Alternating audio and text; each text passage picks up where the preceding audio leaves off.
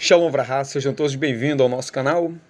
O nosso estudo de hoje é baseado em Apocalipse capítulo 21, versículo 4, aonde me veio o tema, o fim da dor e a plenitude da esperança. E a promessa que vai ser cumprida mais cedo ou mais tarde, entre tantas outras, é: Ele enxugará de seus olhos toda lágrima.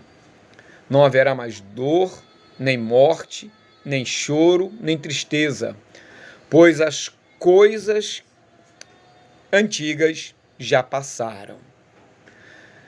Quando nós olhamos para esse texto, quando nós lemos esse texto, e o Espírito contido nessas palavras reveladoras vem ao nosso encontro, é impossível não se sentir fortalecido, amparado e consolado.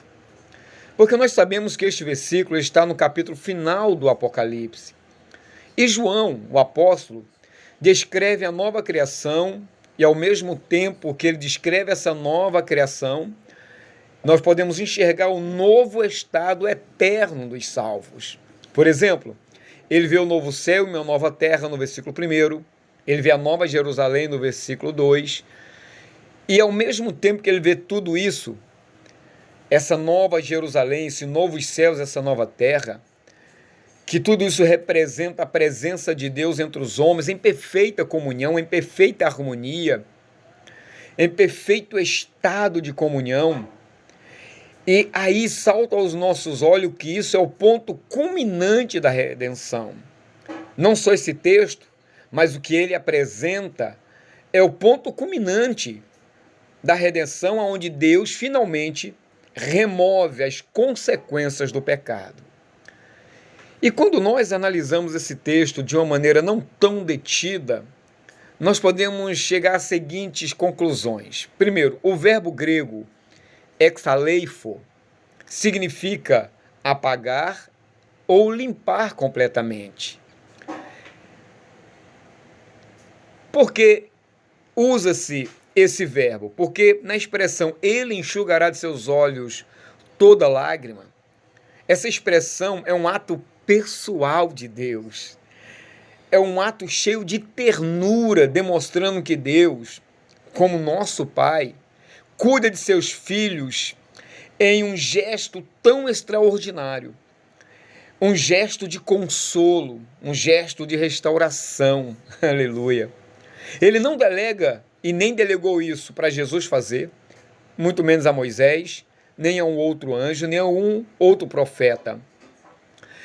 Ele mesmo é quem irá enxugar as lágrimas dos nossos olhos. Ele mesmo vai fazer isso.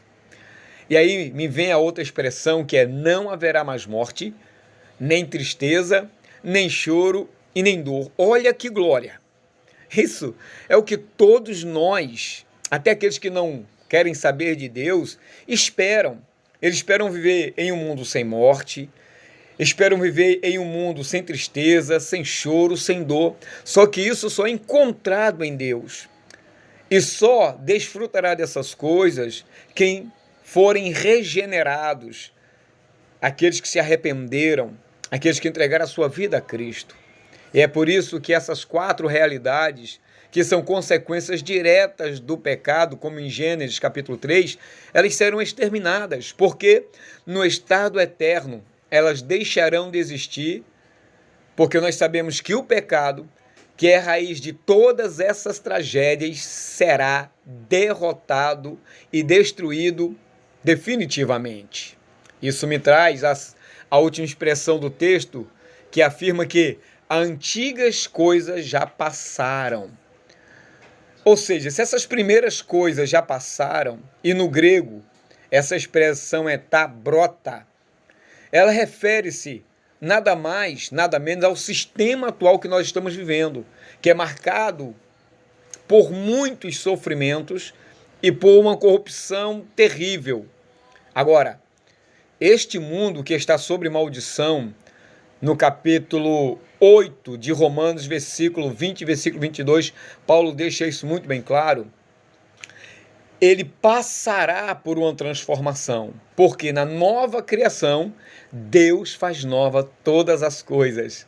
Apocalipse, capítulo 21, versículo 5, deixa isso muito bem claro. Queridos, isso desperta ou não desperta em nós uma esperança viva? Uma esperança que nos fortalece, que aguça a nossa fé, que nos motiva a continuar, porque nós sabemos que Deus tem um propósito maior para os salvos e que todas essas agruras, Deus já marcou o dia de acabar com todas elas. E por que eu falo isso? Porque isso tem significados teológicos importantíssimos. Porque esse texto, ou melhor, esse versículo, ele revela o propósito final de Deus. E qual é o propósito final de Deus? Restaurar completamente o relacionamento com a humanidade. Humanidade essa que ele redimiu, e se ele efetuou essa restauração na humanidade, a criação também passará por essa remissão, passará por essa transformação. E por que passará? Porque Deus, ele não é um homem para que minta. E todas as palavras de Deus há de se cumprir.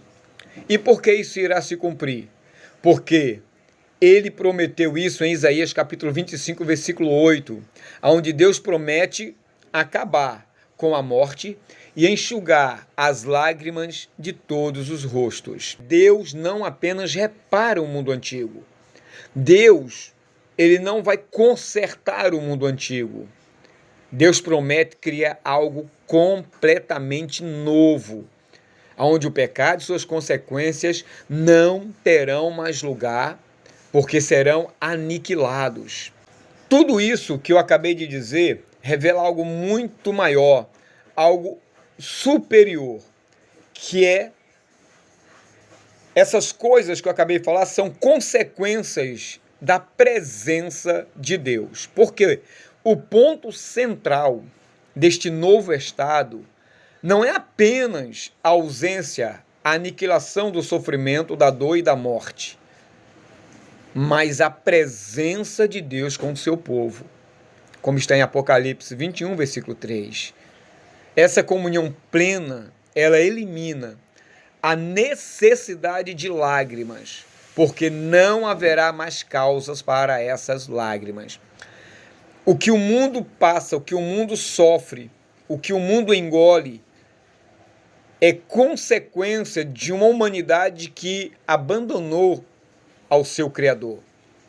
Então, a ausência do Criador gera morte, gera tristeza, gera choro, gera dor. Agora, a presença do Criador aniquila todas essas 4 realidades. Aleluia! Isso é empolgante. E como é empolgante, nós podemos aqui extrair algumas lições, algumas aplicações. E a primeira é a esperança no sofrimento.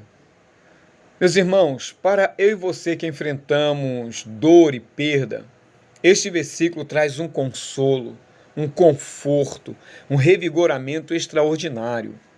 As lágrimas de hoje, o texto deixa bem claro que são temporárias. Mas por quê? É temporárias porque diante da promessa da eternidade sem dor, essas dores, esses problemas é fichinha. E aí me vem outra subtema, ou melhor, um subtópico, que é a vitória final de Cristo.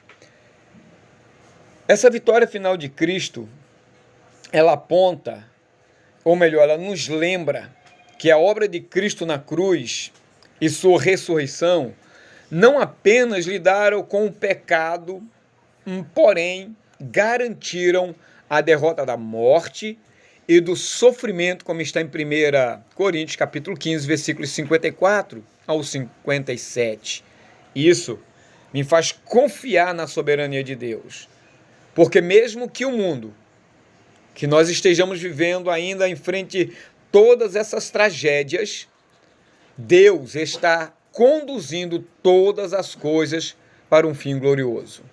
E assim nós podemos concluir o seguinte, que Apocalipse 21:4 é um versículo da restauração final que Deus prometeu. Ele também nos lembra que o sofrimento é temporário, que a eternidade será marcada por comunhão, por alegria, por paz, uma paz perfeita, duradoura, sabe? Será um mundo de glória, algo que as palavras não conseguem descrever. E isso, meus irmãos, devem nos encher de esperança e nos motivar a perseverar, sabendo que Deus está preparando algo infinitamente melhor para aqueles que nele confiam. E assim eu termino deixando um texto para que você reflita nele, que encontra-se em Romanos capítulo 8, versículo 18, que diz: pois tenho para mim que os sofrimentos do tempo presente não podem ser comparados à glória que em nós será manifestados. Essa é a primeira parte. Te aguardo na segunda. Shalom, Ovrahá, paz e bênção. Fui.